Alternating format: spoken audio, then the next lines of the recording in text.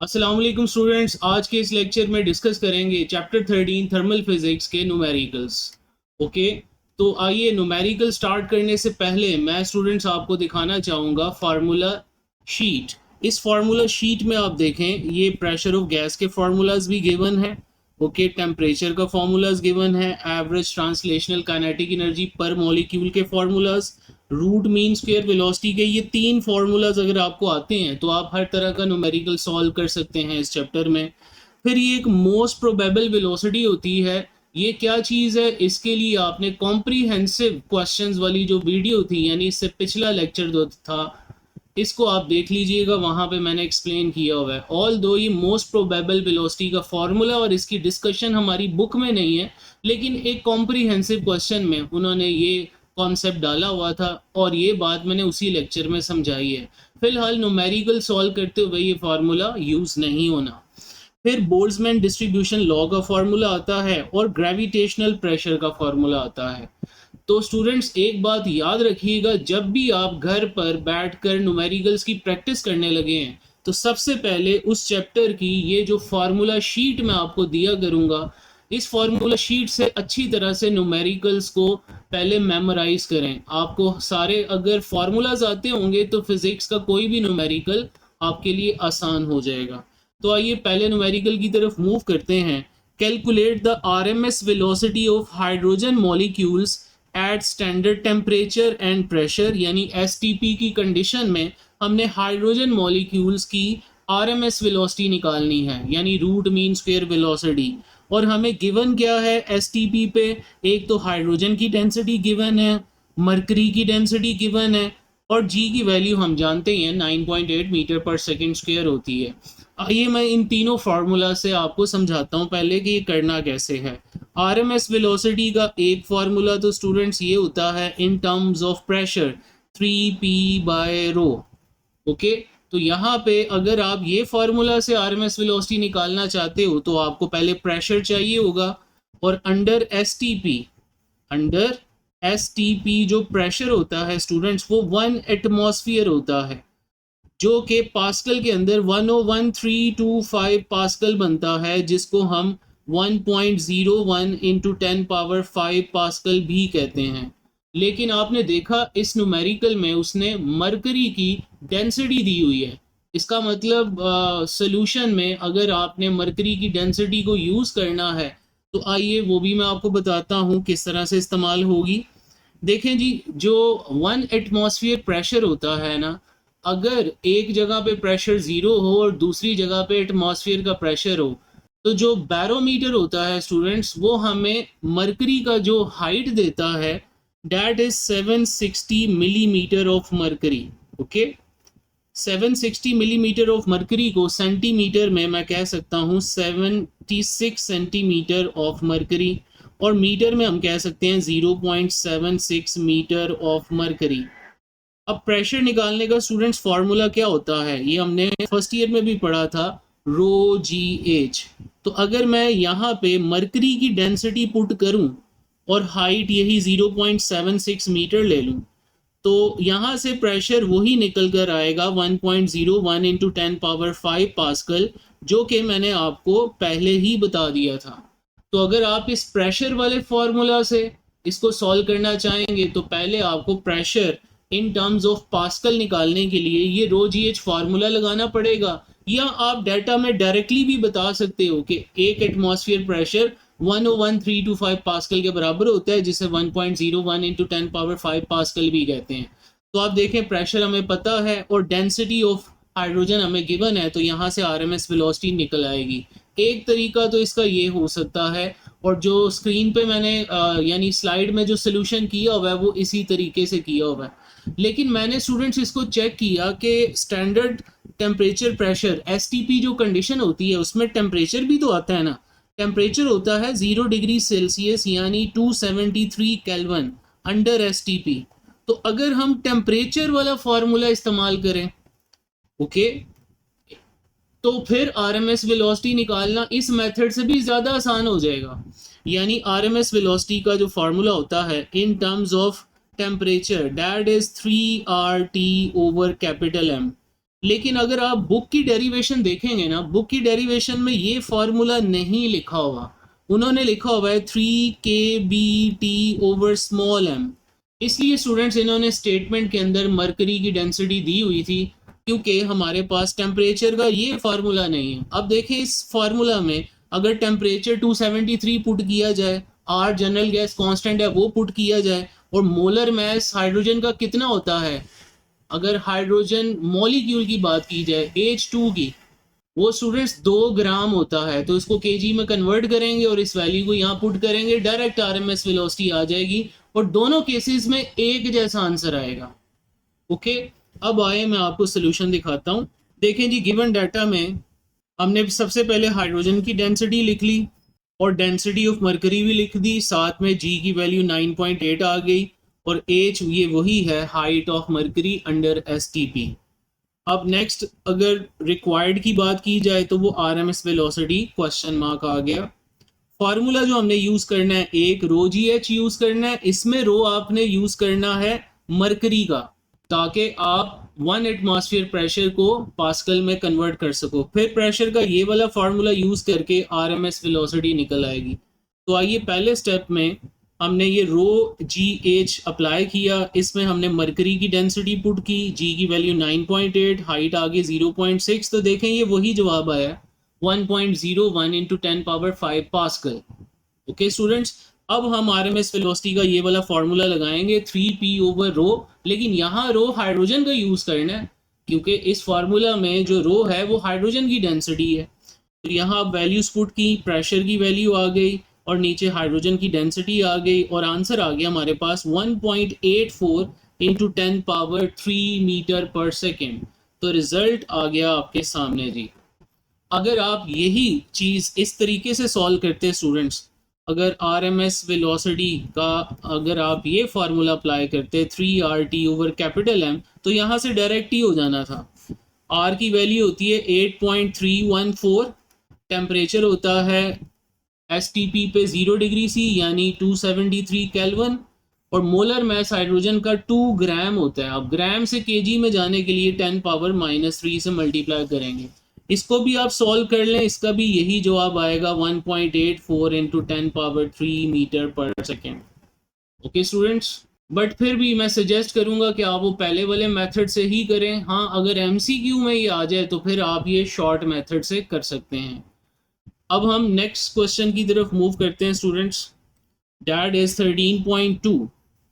Determine the pressure of oxygen gas at 0 degree C if the density of oxygen is this at STP, यानी standard temperature pressure पे oxygen की density given है और उसकी RMS speed भी given है। तो डाटा में सबसे पहले हमने डेंसिटी लिख दी जी ऑक्सीजन की 1.44 और आरएमएस वेलोसिटी भी लिख दी अंडर एसटीपी। फिर रिक्वायर्ड में आगे हमने प्रेशर निकालना है। प्रेशर का formula simply 1/3 rho V RMS square या simple V square with brackets भी आप लिख सकते हो। यहाँ पे आपने वैल्यूज पुट की, आंसर आ गया जनाब 9.998 इंटू 10⁻⁴ पास्कल, जिसको मैं अप्रॉक्सीमेटली 1.0 इंटू 10⁵ न्यूटन पर मीटर स्क्वायर या इसे पास्कल भी कह सकते हैं। सो रिजल्ट आ गया जी हमारा प्रेशर का 1.0 इंटू 10⁵ न्यूटन पर मीटर स्क्वायर या पास्कल। नेक्स्ट अब मूव करते हैं जी 13.3 numerical. At what temperature will the RMS speed of the molecules of gas be 3 times its value at STP. Students, पहले मैं आपको ये शॉर्टकट मेथड से कराता हूँ। अगर इस तरह का क्वेश्चन एमसीक्यू में आ जाए तो आप कैसे करेंगे। हमें पता है जी स्टूडेंट्स, आरएमएस वेलोसिटी का ये जो फार्मूला है दैट इज √3RT/M। इस फार्मूला के मुताबिक RMS velocity is directly proportional to √T। अब मैं दोनों तरफ स्क्वायर ले लूं तो मैं ये भी कह सकता हूँ temperature is directly proportional to VRMS का स्क्वायर। अब वो कह रहा था जी आरएमएस वेलोसिटी को हमने 3 गुना कर दिया है, तो यहाँ अगर आप 3 टाइम पुट करेंगे तो 3 टाइम का स्क्वायर 9 टाइम हो जाएगा, यानी जो फाइनल टेम्परेचर है वो इनिशियल टेम्परेचर का 9 टाइम हो जाएगा। और इनिशियल टेम्परेचर हमें स्टैंडर्ड टेम्परेचर गिवन है जो कि 0 डिग्री सी होता है यानी 273 केल्विन। तो इसको आगे आप मल्टीप्लाई कर लें तो आपका आंसर आ जाएगा। ओके, तो इस तरह से शॉर्ट मेथड से आपने इसको करना है। लेकिन जब आपको ये पेपर में एज न्यूमेरिकल आएगा 3 मार्क्स का, तो जारी बात है आप प्रॉपर एक डाटा भी लिखोगे, टू फाइंड लिखोगे, फॉर्मूला लिखोगे, फिर कैलकुलेशन के स्टेप्स भी करोगे। तो आइए जी सोल्यूशन अब इसका देखते हैं। सबसे पहले हमें STP पे टेम्परेचर गिवन होता है जी 0 डिग्री सेल्सियस, जो कि केल्विन में हो गया 273 केल्विन। ये इनिशियल टेम्परेचर है T1। और हमें ये भी गिवन है कि स्पीड को हमने 3 टाइम्स करना है, यानी फाइनल स्पीड इनिशियल स्पीड का 3 टाइम्स होनी चाहिए, यानी V2 is equal to 3V1। अब रिक्वायर्ड में हमारा फाइनल टेम्परेचर हमने फाइंड करना है कि किस टेम्परेचर पे जाकर जो RMS स्पीड है वो इनिशियल वैल्यू का 3 टाइम्स हो जाएगी। तो हमने यही फार्मूला इस्तेमाल किया जी। We know that RMS speed is directly proportional to √T। इससे पहले ना आप एक फार्मूला लिख देना VRMS का, जो कि हमारी टेक्स्ट बुक में भी गिवन है, 3kBT/m। यहाँ से फिर आप लिख देना VRMS is directly proportional to √T। अब जो दो वेरिएबल्स डायरेक्ट रिलेशन में होते हैं उनकी रेशियो सेम होती है students. v is directly proportional to √T आ रहा है, तो जो वेलोसिटी की रेशियो लेफ्ट साइड पे ली जाएगी वही राइट साइड पे टेम्परेचर की रेशियो ली जाएगी, T2/T1। लेकिन टेम्परेचर के ऊपर अंडर रूट भी मौजूद है, तो अंडर रूट भी साथ आ जाएगा। ओके स्टूडेंट्स, आइए सोल्यूशन की तरफ वापस आते हैं। तो जब मैंने यहाँ पे V2/V1 की जगह पे 3 पुट कर दिया, एक्चुअली डाटा में देखें ये V2 3V1 था, तो यहाँ से V2 और V1 की रेशो क्या 3 नहीं आ गई? ये 3 उसने इसकी जगह पे यहाँ पुट कर दिया है। अब दोनों तरफ अगर आप इसका स्क्वायर लोगे तो 3 का स्क्वायर 9 हो जाएगा और राइट साइड पे बचेगा T2/273। अगले स्टेप में 273 को 9 से आप मल्टीप्लाई कर दोगे तो आंसर आ जाएगा आपके पास 2456 केल्विन। क्यों जी? वही आंसर आया ना जो मैंने आपको शॉर्ट मेथड से सिखाया था। लेकिन उस मेथड से आपने न्यूमेरिकल नहीं सॉल्व करना, MCQ आ जाए तो आप उस तरीके से सॉल्व कर सकते हैं। तो जवाब आ गया 2456 केल्विन। लेकिन अगर आपको यही जवाब सेल्सियस में चाहिए तो 273 इसमें से माइनस कर दें तो जवाब आ जाएगा 2184 डिग्री सेल्सियस।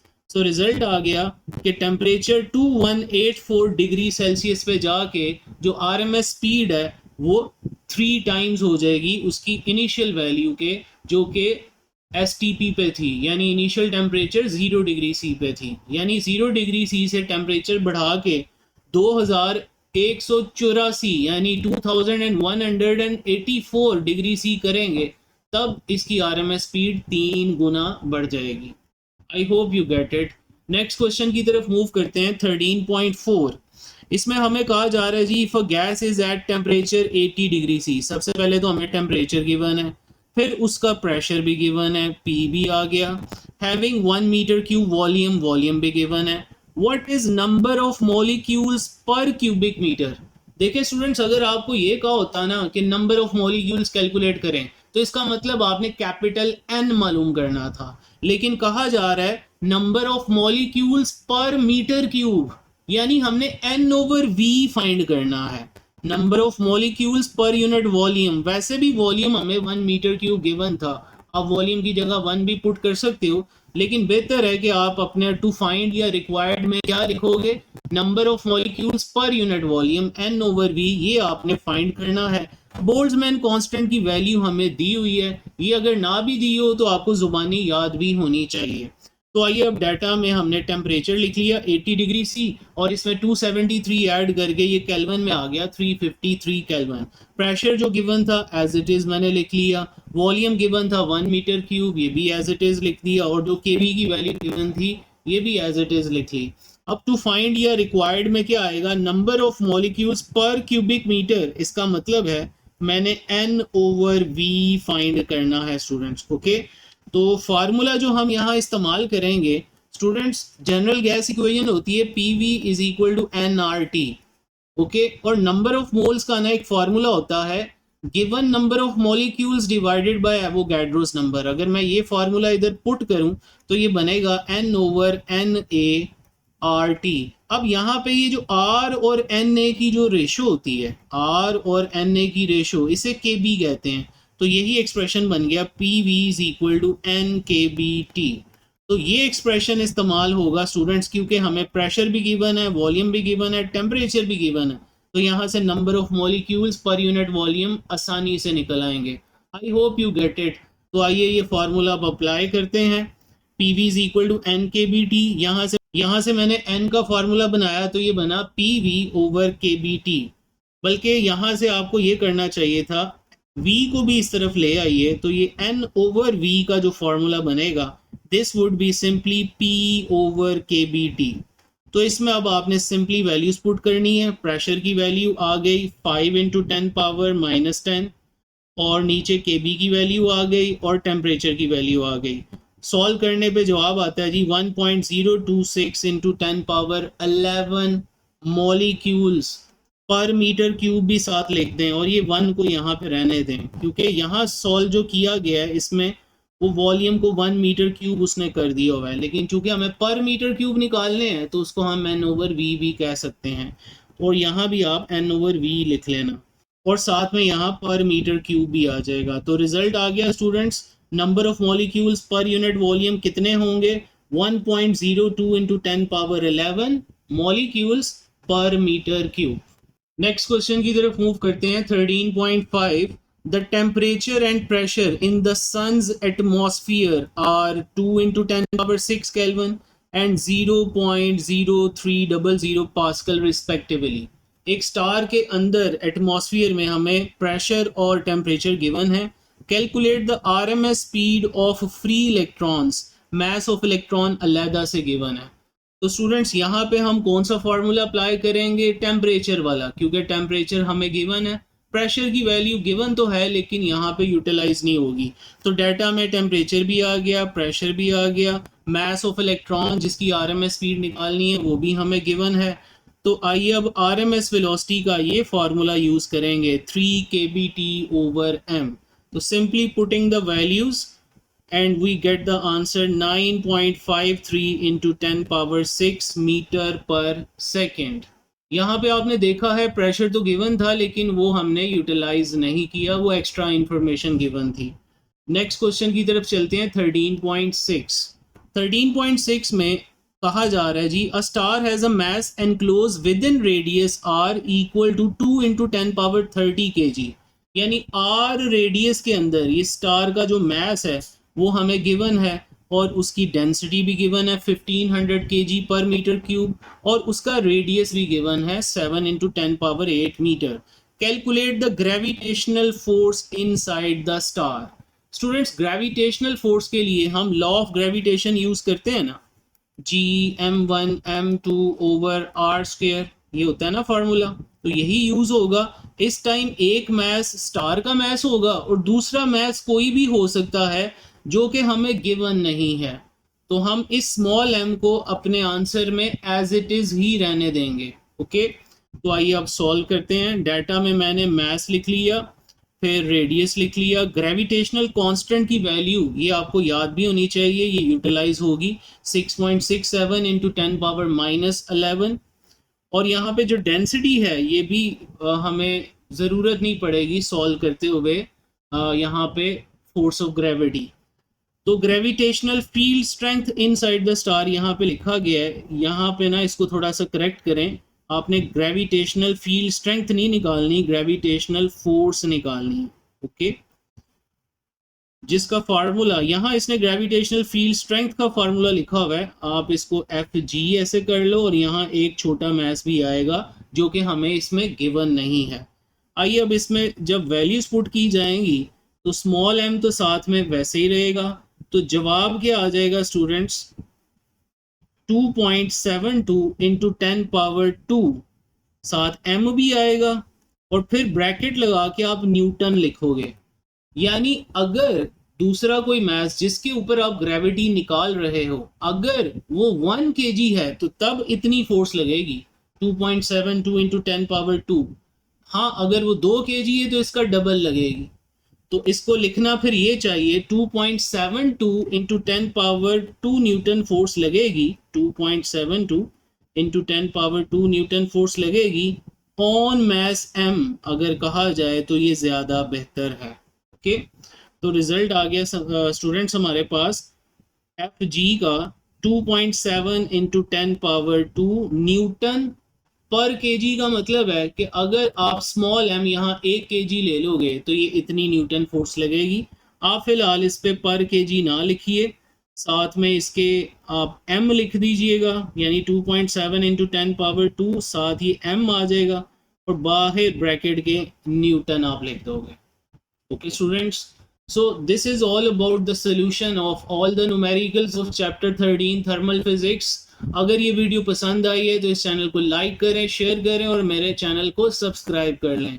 इंशाल्लाह नेक्स्ट वीडियो में मुलाकात होगी। अल्लाह हाफिज़।